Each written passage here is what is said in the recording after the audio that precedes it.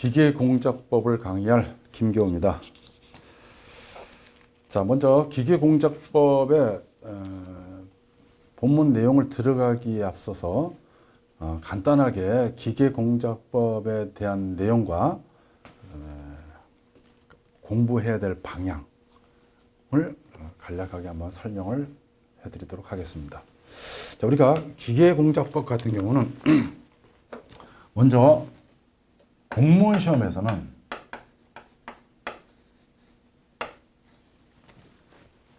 자, 7급하고 9급으로 이렇게 나눠지죠.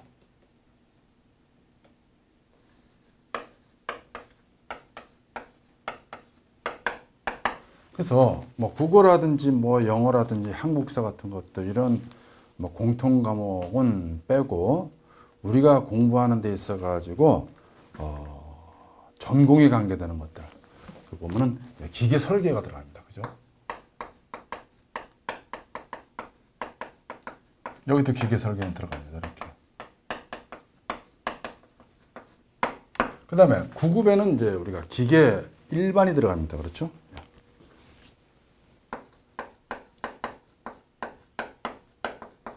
그 다음에 여기 이제 기계 공작법이 들어가죠. 이렇게. 그래서 7급 같은 경우는 이제 또 자동 제어가 하나 더 들어갑니다.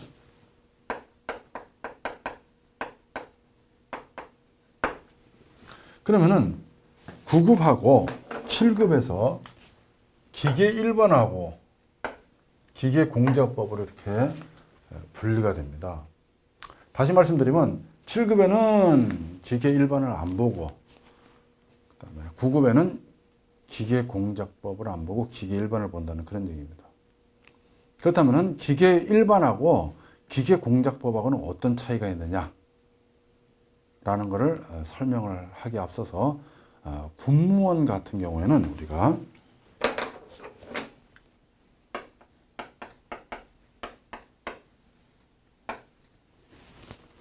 자, 군무원 같은 경우도 마찬가지입니다. 9급에는 기계 설계가 들어가면서 또 7급에도 마찬가지죠. 기계 설계는 다 공통으로 들어갑니다. 그 대신 이제 기계 군무원 9급 같은 경우는 기계 공작법에 들어가죠. 이렇게.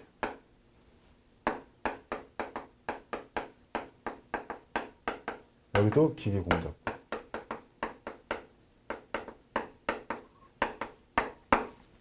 그리고 7급 같은 경우는 재료의 크기 하나 더 들어갑니다.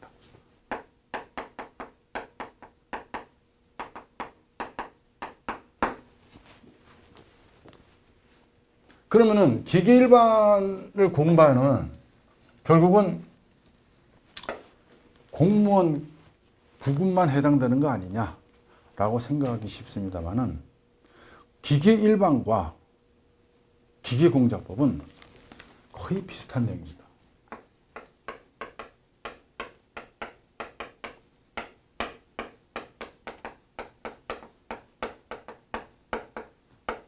다시 말씀드리면 기계 일반은 기계 공작법을 어떻게 합니까? 다 포함하고 있죠. 거의 포함을 하고 기계 공작법에 없는 그러한 부분, 다시 말하면 기계 공작법에서 출제되지 않는 부분이 기계 일반에서는 출제가 됩니다. 다시 말씀드리면 기계 일반의 시험 범위가 글자 그대로 굉장히 일반적이라는 얘기죠. 그래서 범위가 굉장히 광범위하다.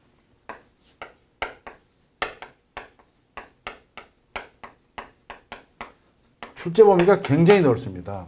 그래서 우리가 기계 일반 같은 경우는 실제로 기계 설계에서도 출제가 돼요. 기계 설계 문제도 출제가 되고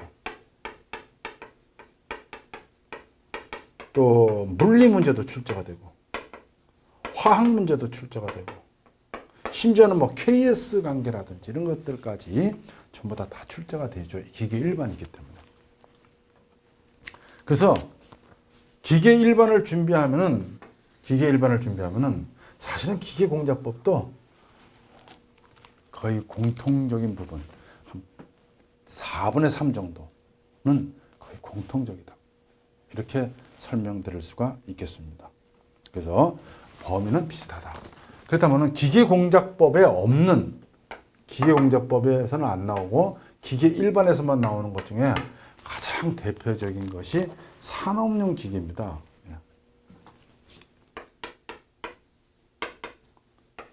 이 산업용 기계라고 하는 것 자체는 우리가 예를 들어서 무슨 뭐 광산기계라든지 하역장비라든지 광산기계 또는 하역장비, 운반하고 뭐 내리고 하는 것들 있지 않습니까? 이런 것들, 건설장비 같은 것들, 주로 이런 것들, 뭐 또 수차라든지 펠톤 수차라든지 이런 것들 있지 않습니까? 뭐 이런 것들에 관계되는 것들, 이런 것들은 기계공작법에서는 잘 안 나오지만은 산업용 기계에서는 또 출제가 됩니다. 그 다음에 우리가 뭐 통계적 품질 관리라든지 통계 관계라든지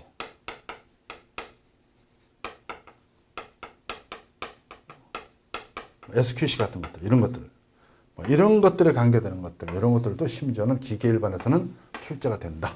이렇게 보시면 되겠습니다. 그래서 공무원 9급을 준비하시는 분들은 이 기계 일반을 공부하려면은 기계공작법뿐만 아니고 굉장히 범위가 광범위하다. 깊이는 깊지 않지만은 범위가 광범위하다라고 생각을 하시면 되겠습니다. 그래서 사실 기계 일반이랑 기계 공작법이랑 이렇게 보면 거의 뭐 사촌지간이다.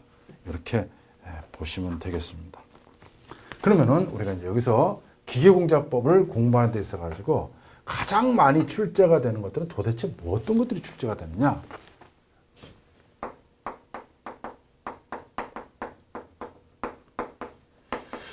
자, 먼저 우리가 기계공작법하고 공작기계라는 게 있습니다. 기계공작하고 공작기계.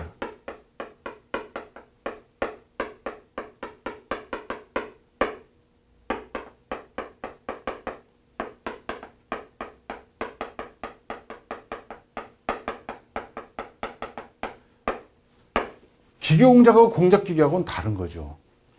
그죠? 그래서 기계공작이라고 하는 것은 기계를 가지고 공작을 한다는 얘기입니다. 글자 그대로. 그러니까 기계를 가지고 어떤 필요한 치수를 깎아내고, 형상을 변경시켜 가지고 원하는 치수로 만드는 것. 그러니까 기계를 가지고 뭐 하는 거예요? 제작을 하는 겁니다. 그게 기계공작법입니다. 그럼 공작기계라고 하는 것은 뭐냐? 그러한 작업을 하는 기계를 만드는 겁니다. 그죠? 기계 제작하는 거예요. 기계 만드는 겁니다. 기계를 가지고 이거는 제품을 만드는 것이고, 이거는 제품을 만드는 기계를 제작하는 거죠. 제품을 만드는 기계 제작이다. 이런 얘기입니다. 뭐 다른 거죠. 기계를 가지고 원하는 제품을 만들어 나가는 것.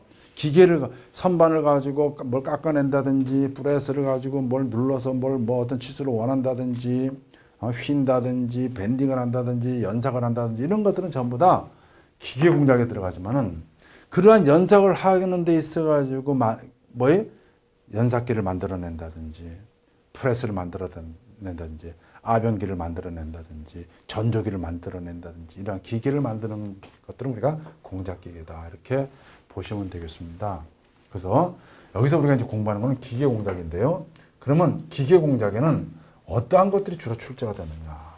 가장 많이 출제되는 순서부터 이제 쭉 통계를 해가지고 뽑아봤더니, 자, 제일 많이 나오는 것 자체가 절삭이론입니다. 절삭이론. 시험에 절삭이론은 안 나올 수가 없죠. 절삭이론이 가장 많이 나온다. 항상 나온다. 그래서 절삭이론에는 우리가 특히 이제 절삭 속도라든지,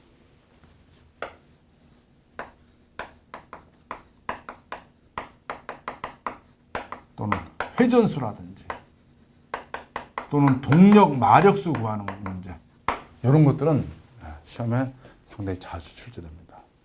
그래서 절삭 속도에 관계되는 것, 선반의 절삭 속도, 드릴의 절삭 속도, 밀링에서의 절삭 속도, 뭐 이런 것들 있지 않습니까? 이런 절삭 속도에 관계되는 것들. 그 다음에 가공 시간도 나오죠. 가공 시간. 가공 시간 계산하는 문제라든지 이런 것. 간단합니다. 그래서 기계공제법은 설계하고 달라가지고 뭐 계산하는 문제가 그렇게 막 많이 출제되고 그런 건 없습니다. 계산하는 문제 해봐야 뭐 이 정도입니다. 예, 가공 시간 계산하는 거하고 절삭 속도 요거 이런 것들 정도가 계산 문제로서 출제가 된다는 거 알아두시면 되겠습니다. 그 다음에 절삭 이론에서 두 번째는 이제 선반 같은 거, 밀링, 그 다음에 드릴링이라든지 이런 것들은 아주 많이 나오죠. 연삭 같은 거. 근데 연삭 중에서도 특히 많이 나오는 것, 센터리스 연삭기라고 있습니다. 그러니까 중심을 이렇게 잡아놓고 하는 것이 아니고 중심 없이 하는 것, 무심 연삭기라고 하죠. 센터리스 연삭기.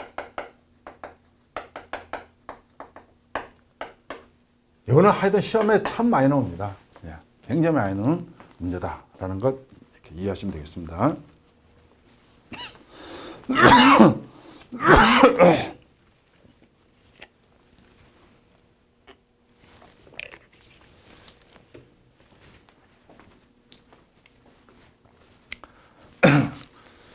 자, 그 다음에 또 특수광원 같은 것들 나오죠. 특수광원. 그 다음에 뭐 정밀가공 같은 것들. 그래서 뭐 예를 들어서 슈퍼 피니싱 같은 것들 있지 않습니까?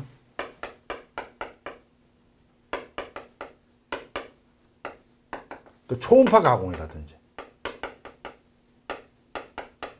방전 가공이라든지 전해 연마, 전해 가공이죠. 그러니까 전해 연마, 전해 가공 이런 것들은 아주 시험 많이 나요. 이거는 뭐 시험에 거의 단골로 출제가 되는 겁니다. 특히 방전 가공과 전해 가공의 차이점이라든지 뭐 이런 것들 있지 않습니까? 이런 것들은 아주 많이 나옵니다. 그래서 이거 꼭 기억을 하시면서 이렇게 준비를 하시면 되겠습니다. 그 다음에 이제 또 두 번째 기계공제법에서 많이 나오는 것 자체가 소성 가공입니다. 그래서 소성 가공이라고 하는 것 자체는 탄성의 반대가 되겠죠. 그래서 어떤 외력을 가하게 되면은 뭐가 일어난다? 변형이 일어난다. 그 탄성 아닙니까? 그죠?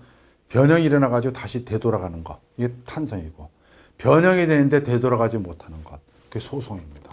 그러니까 변형이 돼서 되돌아가지 못하는 성질을 이용하는 것이 바로 이 소성 가공인데 이 소성 가공이 그 다음에 또 시험에 아주 많이 출제가 됩니다. 그래서 거기서 많이 나오는 것 자체가 첫째, 단조라든지 두 번째, 아변 같은 거. 이 아변은 굉장히 시험에 많이 나옵니다. 소성 가공 중에서. 예.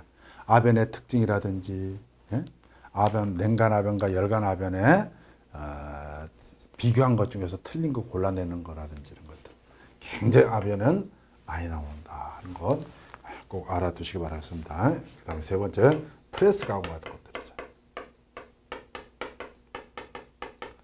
그 다음에 뭐 압출이라든지 또 인발이라든지 이런 것들도 심심찮게 나옵니다. 또 전조라든지 나사 깎는 전조 가공 같은 것들, 전조의 특징 같은 것들 이런 것들도 시험에 이렇게 출제가 된다는 거 알고 이렇게 준비를 하시면 되겠습니다.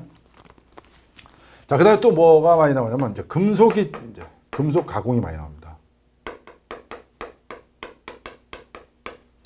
그래서 우리가 기계공작법 중에서는 금속의 성질이라든지, 그 다음에 금속의 어떤 특징 같은 것들 있지 않습니까? 이런 것들.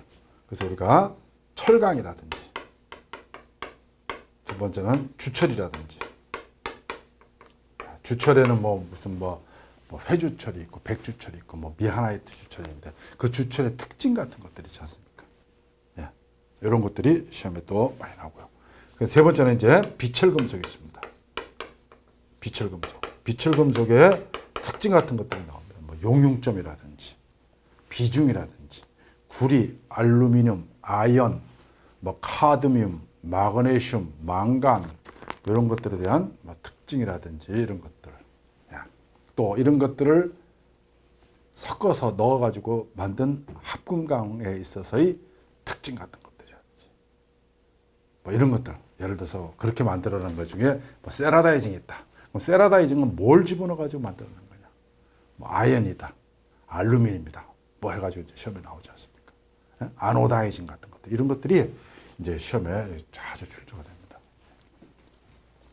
그 다음에 네 번째 보면 이제 비금속이 있습니다.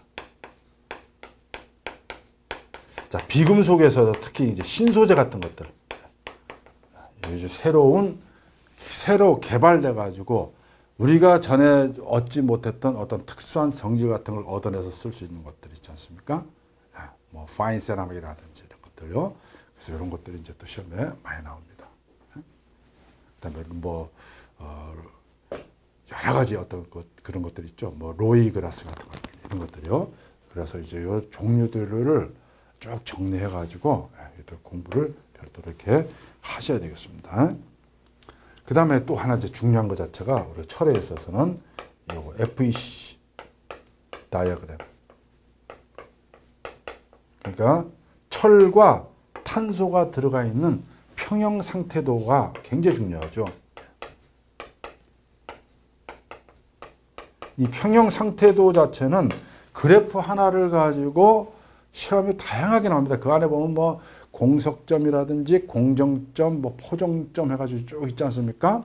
뭐 자기변태, 동서변태 해가지고 쭉 나오는데 그 그래프를 하나를 가지고 모든 걸 다 이해를 해서 내 거로 딱 만들어내야 됩니다. 그래야 거기서 뭐 무슨 뭐 페라이트 조직이라든지 뭐 오스트나이트라든지 펄라이트라든지 또는 무슨 뭐 레데블라이트라든지 이런 조직에 관계되는 변화, 냉각을 시켰을 때 어떤 조직이 되는 것은 어떤 반응이냐, 뭐 이런 식으로 이제 시험에 나오죠.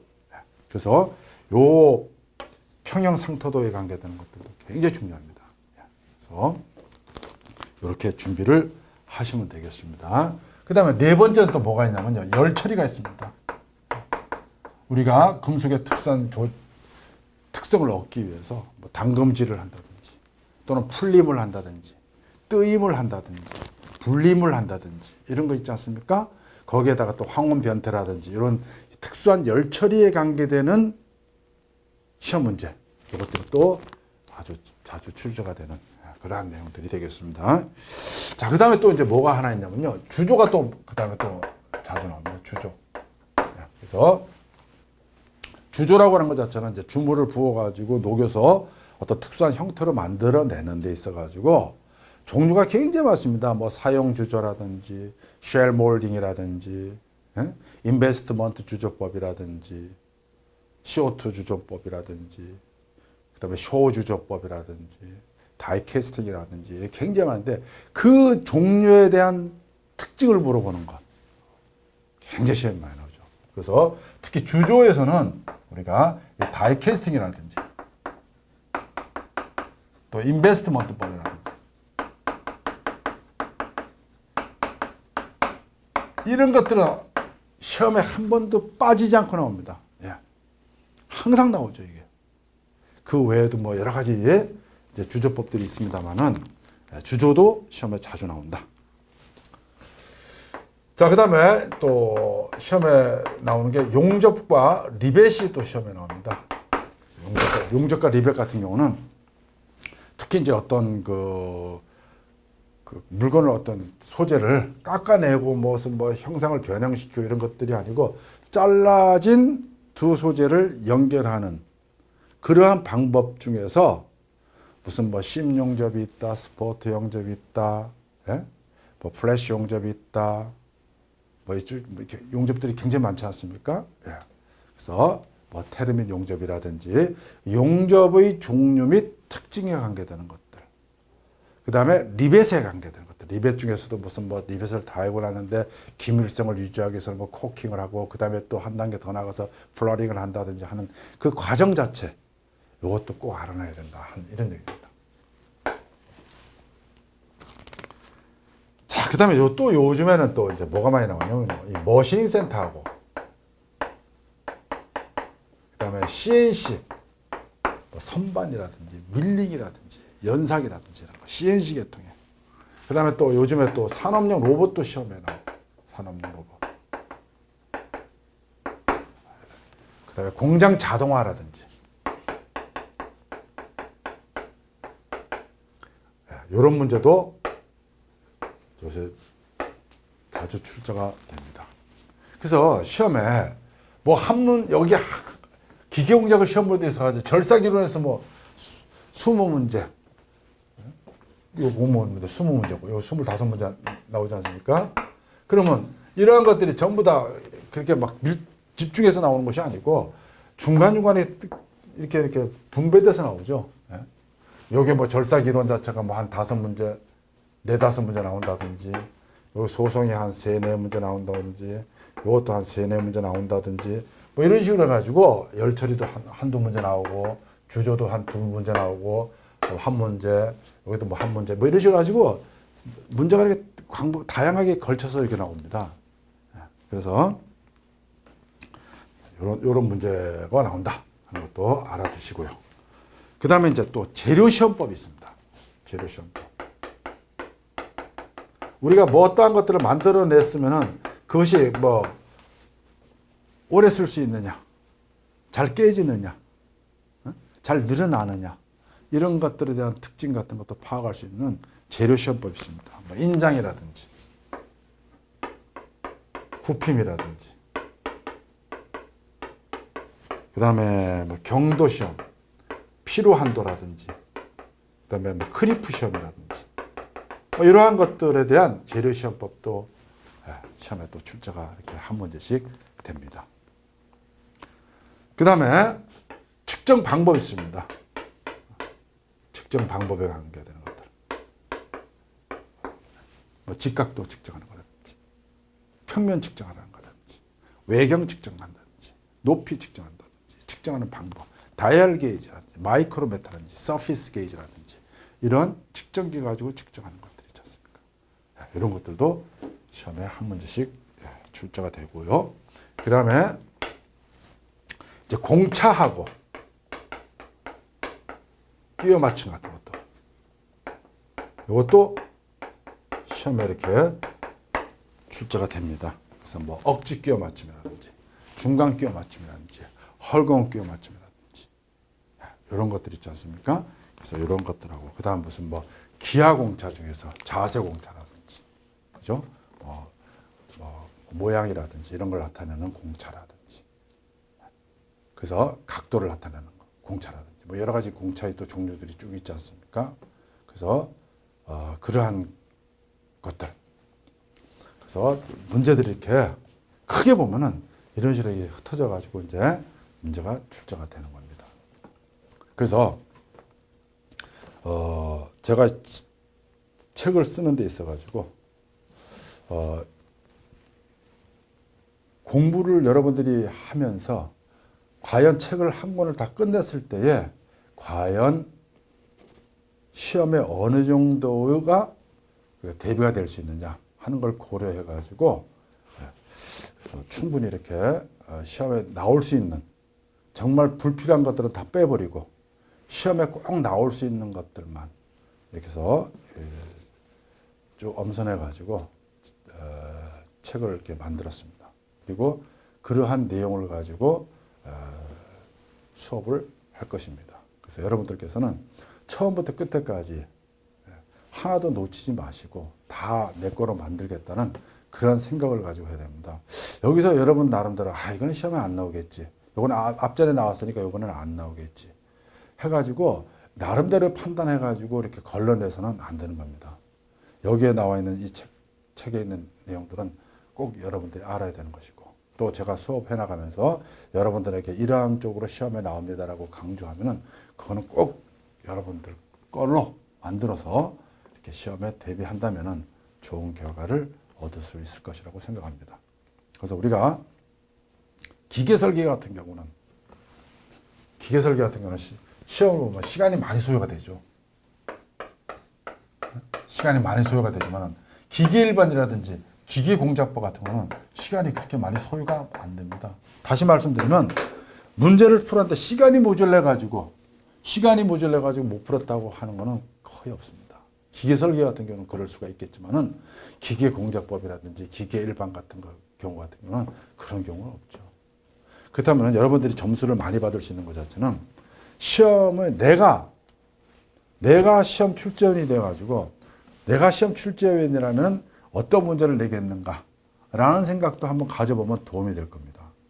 그래서 여러분들이 공부하시면서 처음부터 그때까지 쭉 이렇게 공부를 마치고 나면은 이 내용이 충분히 다 숙지가 되고 이해가 됐다고 되는 시점에서는 그 다음에 이제 기출문제를 여러분들 거로 풀어야지.